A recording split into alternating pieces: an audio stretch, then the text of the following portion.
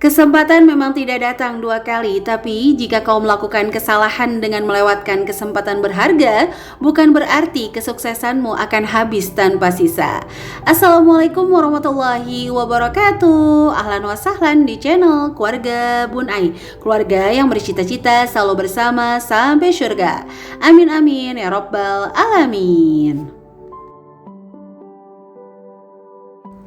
Dalam perjalanan kehidupan, kadang-kadang memang kita melewati beberapa kesempatan karena kurangnya ilmu pengetahuan, dukungan, juga keberanian.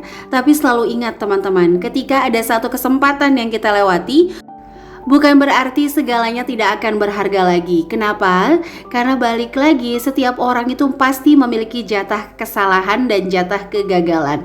So, jadi buat kamu-kamu yang ngerasa pernah gagal dalam budgeting, pernah salah langkah untuk menentukan anggaran keuangan, ayo saatnya hari ini kita membangun budgeting kita kembali.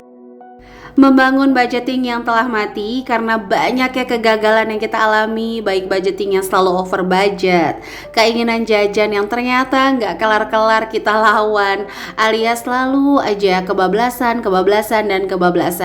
atau target menabung yang di dalam pikiran kita sendiri tuh nggak akan penuh jumlahnya, target menabung yang nggak bakalan kita capai, bahkan kita gonta-ganti metode tetap nggak sampai target. Oke, ini adalah beberapa langkah yang teman-teman bisa lakukan untuk membangun kembali budgetingnya. Yang pertama adalah jangan bingung.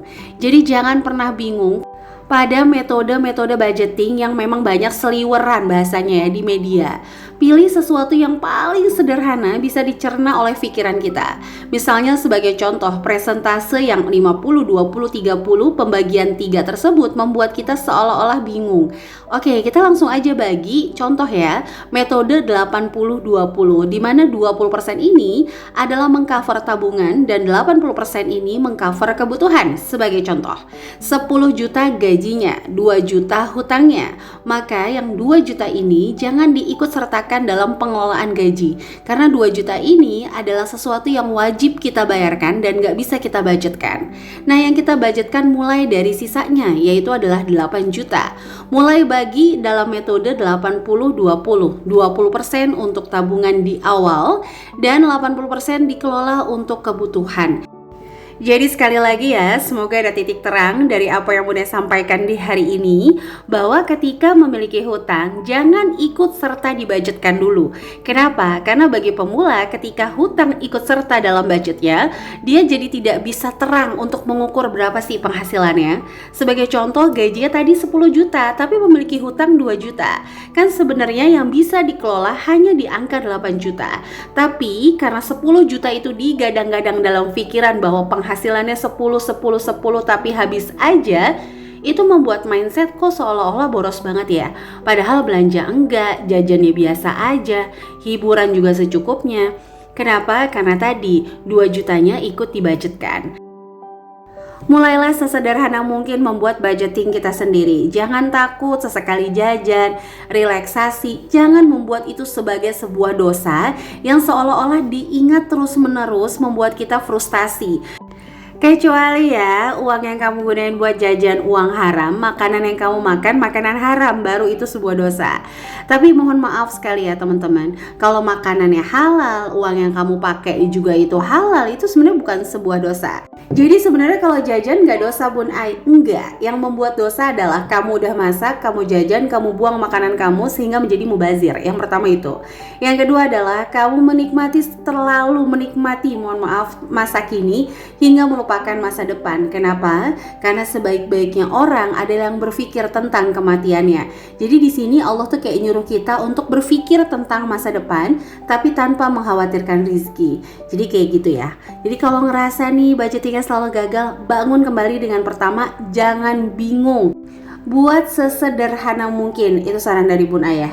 Jadi kalau ngerasa setiap hari masih ngeluarin uang, jangan habis banget anggarannya dibikin 1 bulan buat A, B, C, D. Oke, alhamdulillah budgetnya selesai. Terus pertanyaan Bun Ai, kalau harian mau pakai budget yang mana? Oke, langsung masuk ke tips yang kedua. Dan sekali lagi mohon maaf kalau terdengar suara kayak rintik-rintik hujan, karena di Depok emang lagi hujan banget ya teman-teman. Yang kedua adalah jangan salah mengkotak-kotakan. Maksudnya gimana? Jadi kadang-kadang kita bikin budgeting itu kayak puzzle tapi yang berantakan, dimana ibu-ibu bisa menahan untuk masakannya. Oke, aku beli sayuran ya, masak dihemat-hemat nih. Pokoknya makannya pakai telur, tahu, dan sebagainya. Telur tahu belanja harian 20.000, tapi di sore hari atau di pagi hari tiba-tiba membeli sesuatu yang budgetnya itu melebihi masakan sehari-hari. Kan kayak zong banget kan, masak dihemat-hemat tapi jajannya luar biasa. Buat pendidikan cari, mohon maaf banget, yang paling kalau bisa nggak mengeluarkan uang, tapi untuk jajan ini luar biasa. Jadi kalau bisa jangan salah dalam kotak mengkotakkan. Kalau emang kita bisa nih misalnya menyajikan makanan resto di dalam rumah ya silahkan, tapi kalau mau jajan ya silahkan juga. Pokoknya intinya tidak over budget ya teman-teman. Dalam budgeting sendiri bukan berarti kita tidak boleh menikmati hari ini ya, tapi yang nggak boleh adalah kita terlalu menikmati hari ini hingga melupakan bahwa perjalanan ini masih panjang dan kita nggak tahu rintangan ke depan itu apa aja. Jangan sampai kita nggak punya amunisi. Nah, kira-kira nih sampai sini teman-teman merasa paling depresi kalau budgeting tuh ngapain sih? Boleh ya tulis di kolom komentar. Jujur Bunda itu kalau nggak dengerin teman-teman yang curhat, Bunda aku selalu gagal nih, Bunda aku nggak bisa nabung, Bunda aku ternyata over budget terus menerus. Itu pengen banget meluk terus bilang, hey jangan sering mengatakan kalimat negatif sama diri kamu sendiri, karena meskipun terdengar bercanda itu bisa aja jadi sebuah doa atau sebuah energi yang masuk ke dalam diri yang ujung-ujungnya akan terjadi yang benar-benar diucapkan. Oke, kita masuk ke poin yang ketiga ya. Setelah tadi jangan bingung, yang kedua jangan salah mengkotak-kotakan. Jadi jangan sampai kejadian kita untuk hiburan tuh kayaknya selalu ada uang, tapi untuk ibadah, untuk sesuatu yang memang penting, pendidikan, pajak tahunan, itu kita tiba-tiba jadi kayak nggak punya uang. Itu jangan sampai teman-teman. Nah di sini yang ketiga adalah please jangan overthinking. Jadi orang-orang yang teman-teman lihat abis bikin budgeting, evaluasi masih ada sisanya, itu nggak menuliskan secara detail di video. Oh ternyata aku dapat rezeki A, rezeki B, rezeki C. Atau ternyata aku dapat jalan-jalan gratis, aku juga masih tergoda diskonan. Itu kan nggak ditulis teman-teman. Jadi hanya budgeting, evaluasi, dan juga sisanya. Itu kadang emang bikin down. Teman-teman yang punya gaji 5 juta ngeliat budgeting yang 3 juta, ya Allah kok dia anak 2 3 juta bisa ya, aku kok 5 juta anak 1 tapi gak cukup-cukup. Itu bakalan ngedown banget. Kenapa? Karena konsentrasinya udah ke budgeting orang nih, bukan sama budgetingnya sendiri. Ujung-ujungnya apa? Fokus sama budgetingnya orang, ngeliatin budgeting orang, gimana ya caranya ya, kok bisa ya 200.000 sebulan, sehingga melupakan budgetingnya sendiri. Jadi saran dari Bun Ai, kalau teman-teman hari ini yang nonton video Bun Ai masih ngerasa aku budgetingnya gagal, masih up and down, sama Bun Ai pribadi pun kadang-kadang juga tergiur sama mainan anak-anak, baju anak yang lucu-lucu, yang gemes.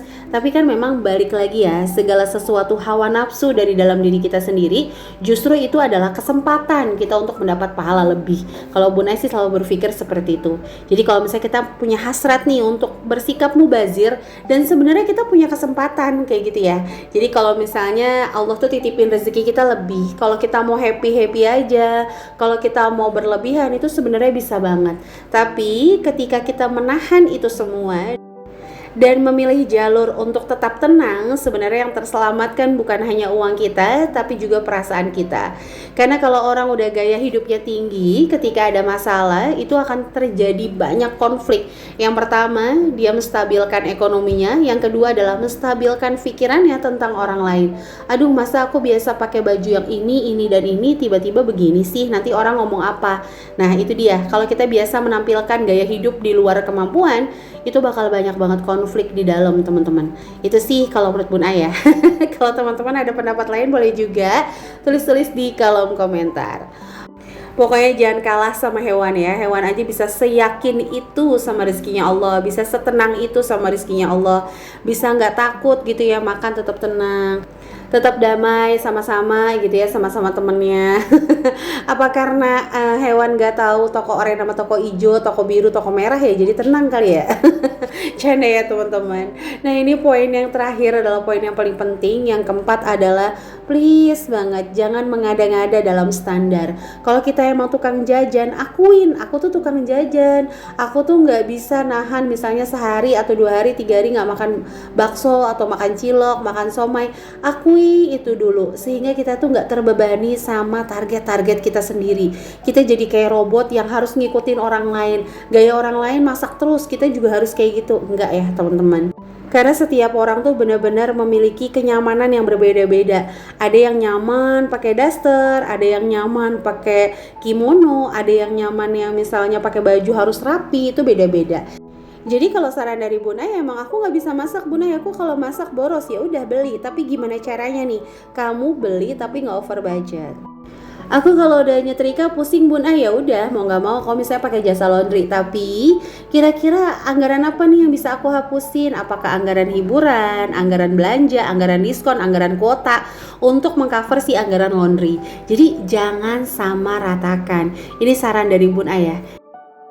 Dan apa yang Bunda sharing hari ini adalah pengalaman sebagai ibu rumah tangga. Jadi teman-teman boleh banget berbeda ya. Oke, poin kelima dan yang terakhir adalah jangan menunggu siapapun untuk memperbaiki budgeting kamu.